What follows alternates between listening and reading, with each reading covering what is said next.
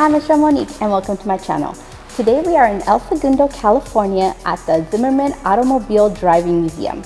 This museum features a wide array of vehicles from years gone by and feels like a literal time capsule. The museum also often hosts different events, and just as luck would have it, there's a JDM event happening just outside that we will be checking out. So let's go take a look around.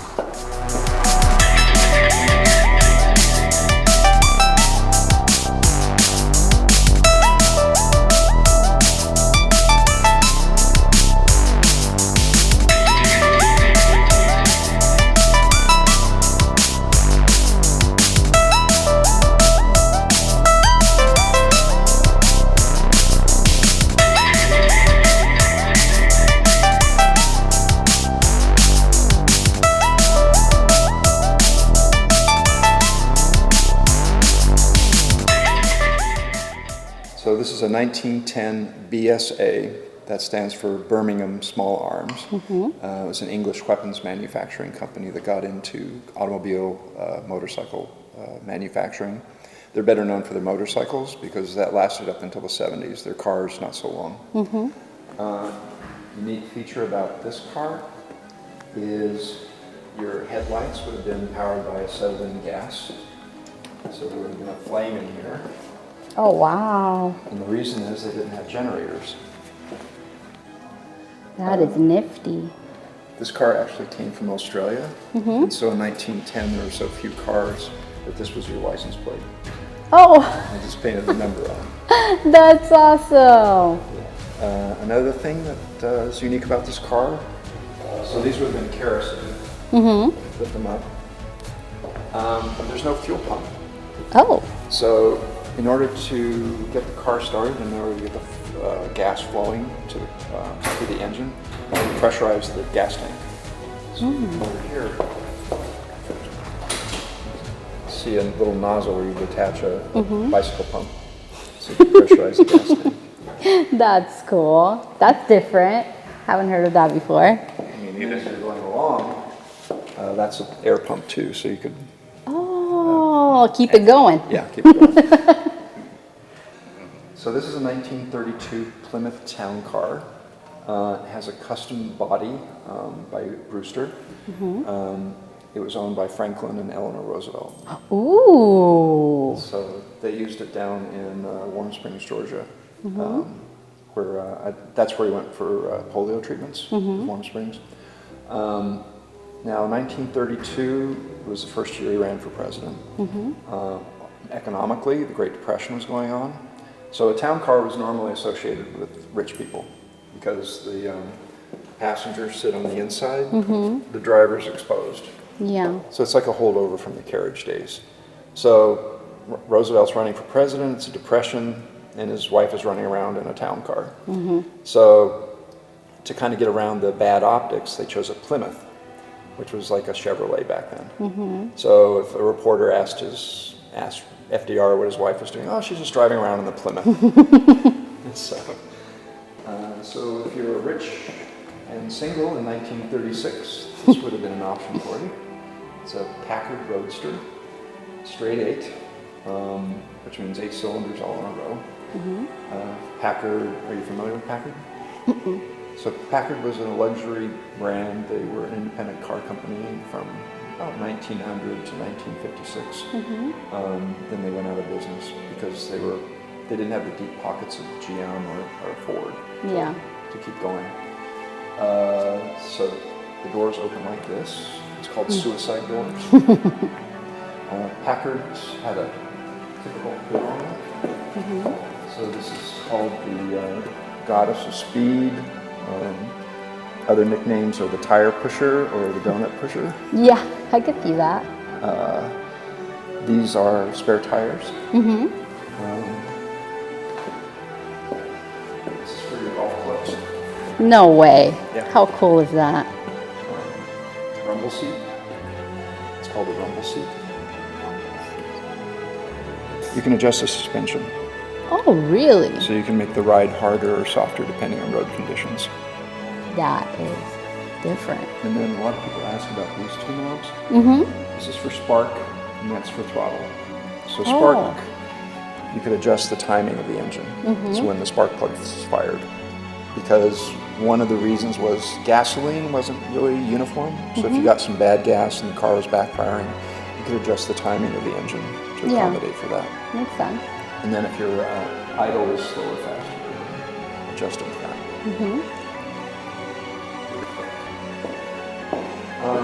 One note, this room was created to look like a Packard showroom from the late 20s, 30s. So the chandeliers came from an old B of A bank building downtown. Lincoln Town Car. This has a V12 engine in it. Ooh la so la. That means 6 cylinders on each side. Again, the town car configuration. If it was raining, you could cover this area.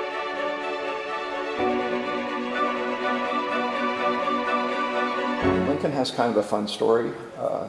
Henry Ford had 3 companies. The first one went bankrupt. The second one, he and the money guys didn't get along, so they parted company. Third one is Ford as we know it.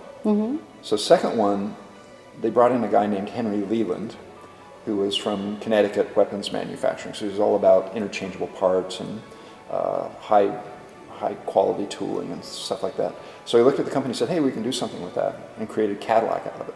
Oh. So GM bought Cadillac, and Leland still wanted to make cars, so he founded Lincoln.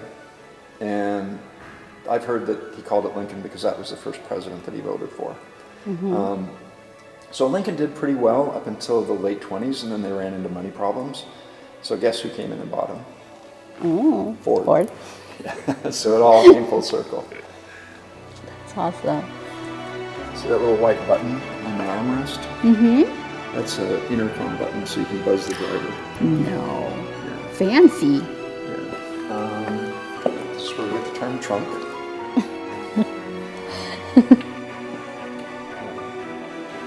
Yeah, I love this car.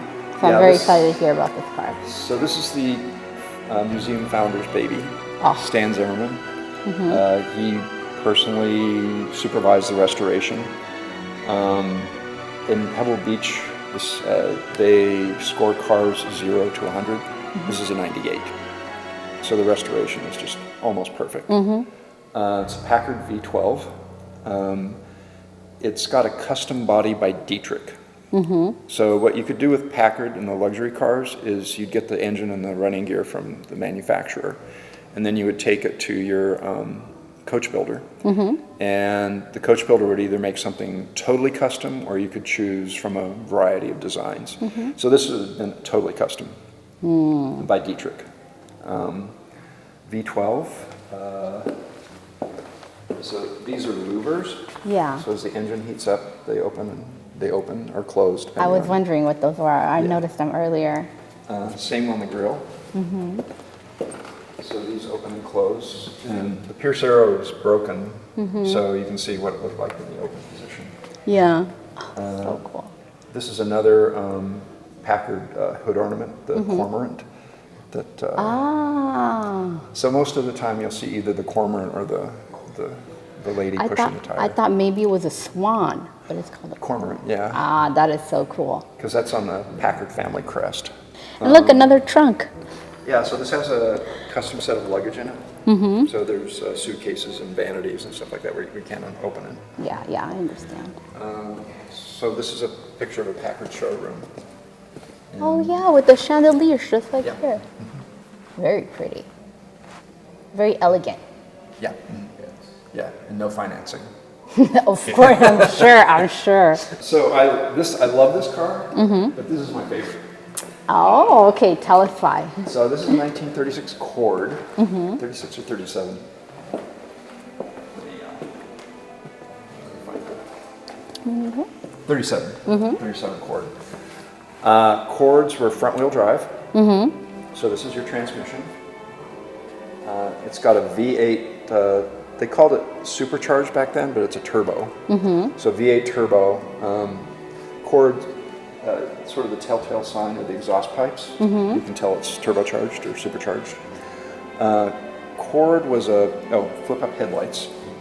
Yeah, so that is so awesome.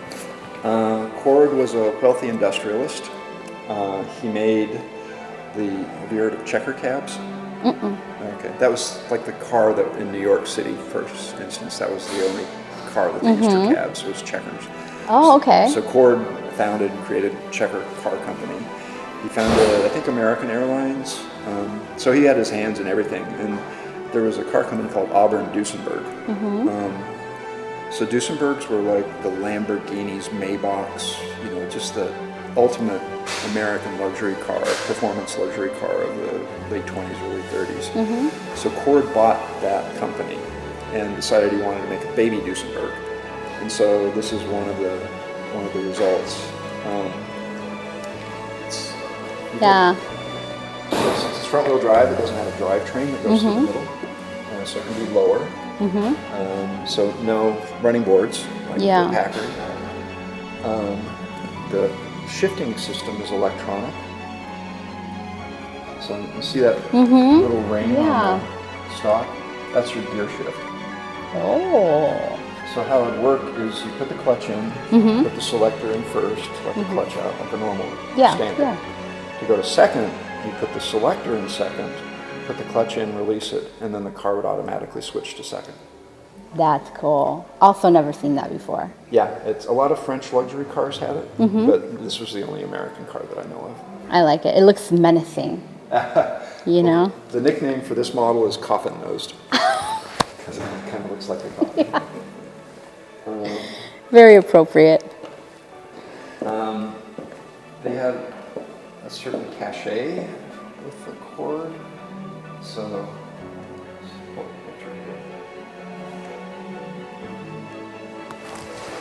I don't know if you recognize her. Oh, is that Amelia Earhart? Yeah. Oh, that's so nifty. So she had a Cord. And they recently, that car disappeared about the time she did. Oh. So a few years ago, a Cord restorer went out, decided he wanted to find the car, and he did. And it'd been used to restore a couple of other cars. So he brought it all together, and so this is what it looks like now. Oh, very nice. It's beautiful. And that gives you an idea what the headlights look like. So cute. I love that. So last car. What kind of car is it? The other one, the Packard. 1916 Packard. V12. Packard called it a twin six. So this one does have an electric starter. But if your starter went out or you were having problems, you had a crank. But can you imagine trying to hand crank a V12 engine? No, thank you. This is your temperature gauge.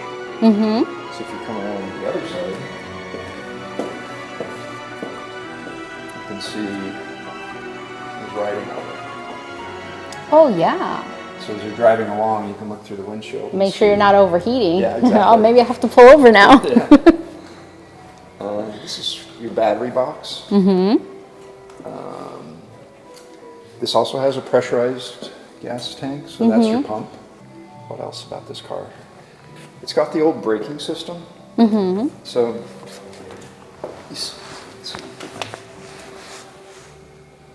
see this band? Yes. So that would have been, back in the day, it would have been asbestos. Ooh. And so when you stepped on the brake, it would constrict on this drum right here. So instead of like a disc brake or something like that, this is the old system. So that's interesting. Some of the problems with this system is if you went through a puddle or it was raining, water would get in between the band and the drum, so it would reduce your friction. Yeah. Dirt could also get in there. And then if you brake too hard and when you were reversing, it could fly off. So, sounds dangerous. Sounds dangerous. It's not a very good system, but it's better than anything else they had at the time. It's kind of your gas gauge. You could look in there and see how much gas you had. Since it is pressurized, you could turn this valve and shut the gas flow off. So if you needed to work on the engine and not have a gas flow. What else about this car? Lots of spare tires.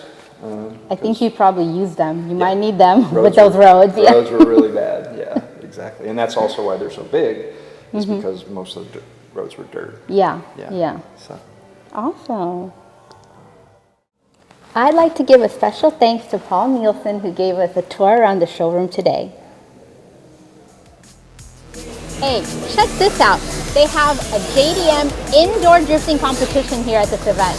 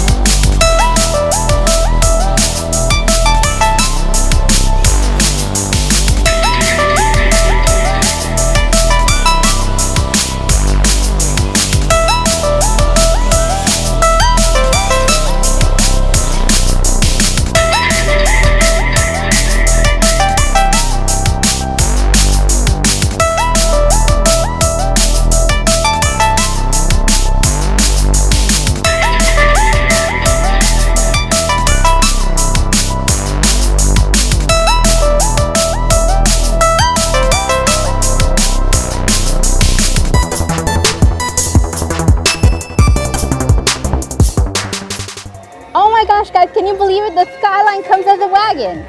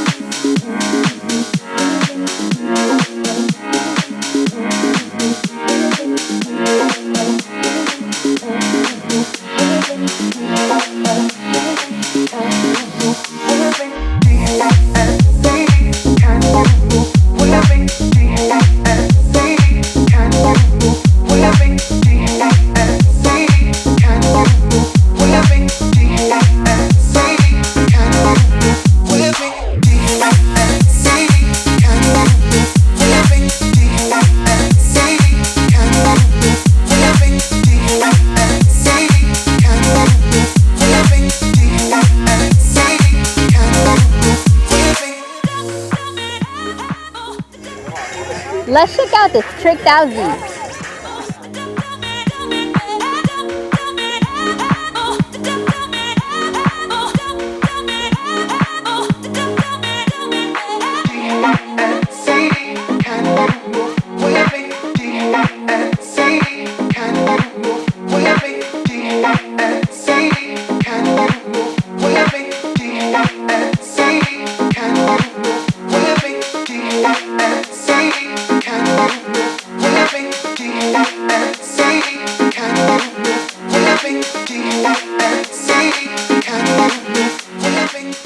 This is the cleanest original Skyline I've ever seen.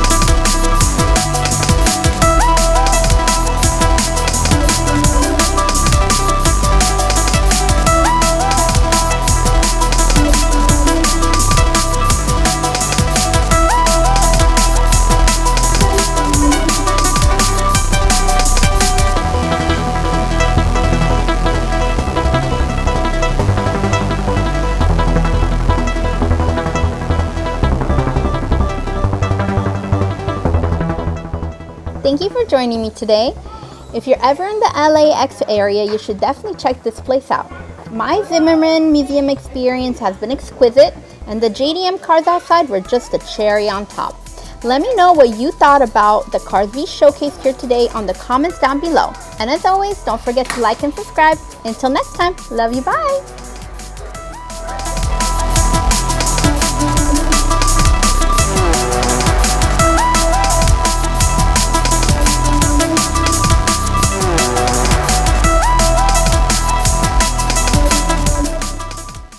This museum features an array of...